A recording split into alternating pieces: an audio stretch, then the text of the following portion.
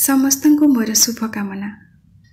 ଆଜିର ଗଳ୍ପଗୁଚ୍ଛରେ ମୋ ଲେଖନୀରୁ ଏକ କ୍ଷୁଦ୍ର ଗଳ୍ପ ବାପାଙ୍କୁ ଚିଠି ପଢ଼ୁଛି। ପୂଜନୀୟ ବାପା, ମୋର ଭୂମିଷ୍ଠ ପ୍ରଣାମ ଗ୍ରହଣ କରିବ। ଆଜି ବହୁତ ଦିନ ପରେ ତୁମକୁ ଚିଠି ଖଣ୍ଡେ ଲେଖୁଛି। ବ୍ୟସ୍ତ ହେଇ ପଡ଼ିବନି। ବୋଉ କେମିତି ଅଛି? ମୁଁ ଭଲ ଅଛି। ତୁମେ ଦେଇଥିବା ଆଦର୍ଶ ସଂସ୍କାରରେ ବାଟ ଚାଲୁଛି। ହେଲେ ଜାଣିଛ ବାପା, ପିଲାଦିନେ ତୁମ ଆଖିରେ ମୁଁ ଯେଉଁ ଦୁନିଆ ଦେଖିଥିଲି, ସେ ଦୁନିଆ ଆଉ ଏ ଦୁନିଆ ଭିତରେ ବହୁତ ଫରକ। ଏଠି ତମ ପରି ଆଉ ବୋଉ ପରି ବେଶୀ ଲୋକ ନାହାନ୍ତି। ପିଲାଦିନେ ରାତି 9 ପାହୁଣୁ ତମେ ଉଠି ପଡ଼ୁଥିଲ, ଆଉ କାଳେ ଖଡ଼ଖାଡ଼ ଶବ୍ଦରେ ମୋ ନିଦ ଭାଙ୍ଗିଯିବ, ବୋଉକୁ ଆକଟ କରି କହୁଥିଲ, ମୋ ମାଆଟା ଶୋଇଛି, ତାକୁ ଉଠାଅନା, ଆଉ ଟିକେ ଯାଉ ସେ ଉଠିବ।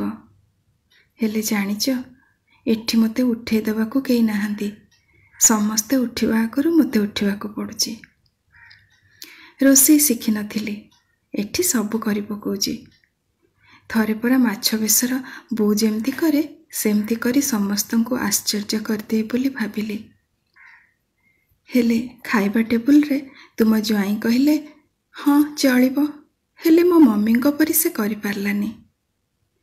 ରୋଷେଇ ଘର କବାଟ ଆଢ଼ୁଆଳରେ ଥାଇ ଦେଖୁଥିଲି, ସମସ୍ତେ ହାତ ଚାଟି ଚାଟି ଖାଉଥିଲେ। ହେଲେ ତାଙ୍କ ମମିଙ୍କ ପରି କରିପାରିଲିନି ବୋଲି ସେଇ ଅବଶୋଷରେ ମୁଁ ସେଦିନ ଠିକ୍ରେ ଖାଇପାରିନଥିଲି। ସେତେବେଳେ ଭାବୁଥିଲି ସବୁ ଦୋଷ ବାପା ତୁମର। କଲେଜରେ ପଢ଼ିଲା ବେଳେ ଥରେ ଅଣ୍ଡା ଅମଲେଟ୍ କରିଥିଲି ବୋଲି ତମେ ବହୁତ ଖୁସିରେ ଖାଇଥିଲ, ଆଉ କହିଲ, ମୋ ଝିଅ ପରି କେହି କରିପାରିବେନି, ତୋ ବୋଉକୁ ଟିକେ ଶିଖେଇ ଦେବୁ ତ ମା। ମୁଁ ଖୁସିରେ ନାଚି ଯାଇଥିଲି।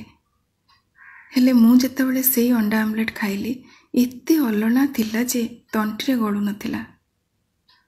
ବାପା, ମୁଁ ଏଥିରୁ କ'ଣ ବୁଝିବି?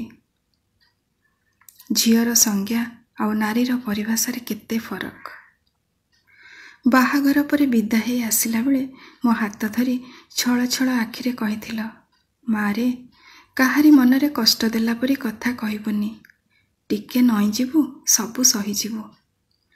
ଯାମନ ଯେପରି ତା ପାଇଁ ସେପରି ଫଳ ରଖିଥାଏ ବିଶ୍ୱ, ଉଚ୍ଚ ମନା ଉଚ୍ଚେ ଅମୃତ ଲଭଇ ନିଚ ମନା ଲଭେ ବିଷ। ଏହିସବୁ କଥା ତୁମର ମାନି ଚଳିଛି ବାପା। ଜାଣିଛ, ଥରେ ମୋର ଅଫିସରୁ ଆସିବା ଟିକେ ଡେରି ହେଇଗଲା। ସଞ୍ଜବତୀ ଦେବା ଆଗରୁ ମୁଁ ଘରକୁ ଫେରିବି ବୋଲି ସର୍ତ୍ତ ରଖି ତୁମ ଜ୍ୱାଇଁ ଓ ତାଙ୍କ ମମି ମୋତେ ଚାକିରି କରିବାକୁ ଅନୁମତି ଦେଇଥିଲେ। ସେଦିନ ଅଫିସରେ ମୋର ଗୋଟେ ସାଙ୍ଗର ଜନ୍ମଦିନ ଥିଲା। କେକ୍ କାଟି ଟିକେ ହସଖୁସି କରି ଫେରିଲା ବେଳକୁ ଶାଶୁ ସନ୍ଧ୍ୟା ଦେଇ ସାରିଥିଲେ। ଦୁଆର ମୁହଁରୁ ପ୍ରଶ୍ନ ବର୍ଷା, ହଜାର ତାଗିଦ, ଦୁନିଆ ସାରାର ନିୟମାବଳୀ।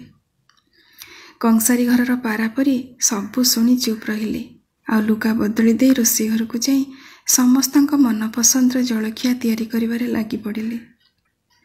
ନୂଆ ନୂଆ ଏସବୁ ଭାରି କଷ୍ଟ ଲାଗୁଥିଲା, କିନ୍ତୁ ତୁମେ କହିଥିବା କଥା, ଟିକେ ନଇଁଯିବୁ, ସବୁ ସହିଯିବୁ, ମାନି ଚଳିଛି ବାପା।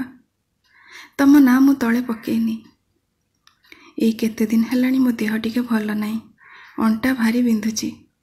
ଡାକ୍ତରଙ୍କୁ ଦେଖେଇଲି, କେତେ ପ୍ରକାର ଔଷଧ ଲେଖିଦେଲେ, ଆଉ କହିଛନ୍ତି କେବେ ବି ନଇଁବନି। ଭାରି ହସ ଲାଗିଲା। ଦୀର୍ଘ 35 ବର୍ଷ ହେଲା ନଇଁ ଯାଇଛି ବୋଲି ସଂସାରରେ ତିଷ୍ଠିକି ଅଛି, ଆଉ ଆଜି ଇଏ କହୁଛନ୍ତି ନଇଁବନି। ଗୋଟେ କଥା ମନେ ପଡ଼ିଯାଉଛି, ପିଲାଦିନେ ମୁଁ ଯଦି ଟିକେ ମୁହଁ ଶୁଖେଇ ବସୁଥିଲି, ଭାଇମାନେ କହନ୍ତି, ରାଗିଛୁ କିରେ? ବୋଉ କହେ, କାହାର ଏତେ ସାହସ, ମୋ ଝିଅକୁ କିଏ କ'ଣ କହିଲା?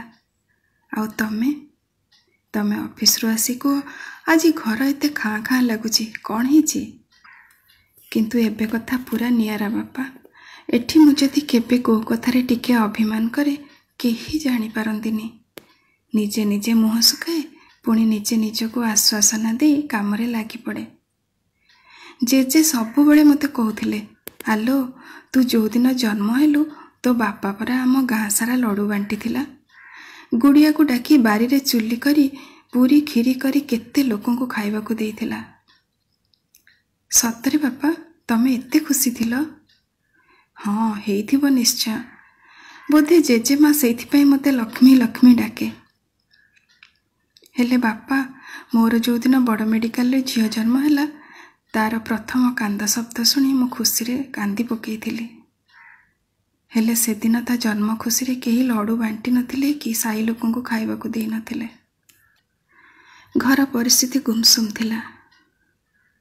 ଲେଖୁ ଲେଖୁ କ'ଣ ଆଡ଼ୁସାଡ଼ୁ ଗୁଡ଼ାଏ ଲେଖିଦେଲିଣି ବାପା।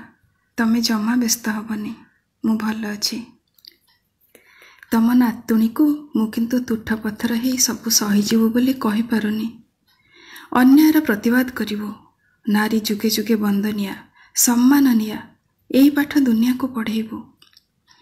ନାରୀ ନୁହେଁ କାର ପାଦର ପାଣ୍ଡୋଇ, ନାରୀ ନାରାୟଣୀ ସମ, ଏନ୍ତୁଡ଼ିରୁ ଜୁଇ, କ୍ଷମା ଆଚରଇ, ଆଦ୍ୟାଶକ୍ତି ମା ପ୍ରଣାମ।